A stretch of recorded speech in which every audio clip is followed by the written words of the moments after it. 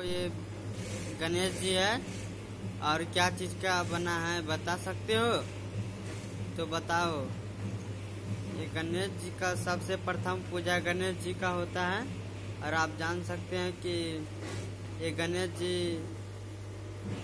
किस चीज का बना हुआ है, तो जल्दी से बताइए और हम आपको अधिक शुभकामनाएं देंगे। आप बताएंगे तो आपको इनाम देंगे।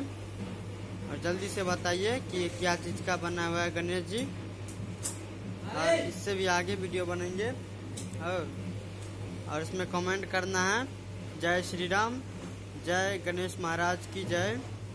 तो दोस्तों जल्दी से इस वीडियो को देखें और लाइक करें, कमेंट करें कि ये क्या चीज का गणेश जी बना हुआ है। और एक बार बोलो गणेश महाराज की जय। तो जय जयकार के साथ आप सब देखिए और इसका बताइए कि क्या चीज का बना है, और हमें जरूर बता सकते हैं भाई। ये गणेश जी है और गणेश जी की मूर्ति बनाने में हमको बहुत टाइम लगा है।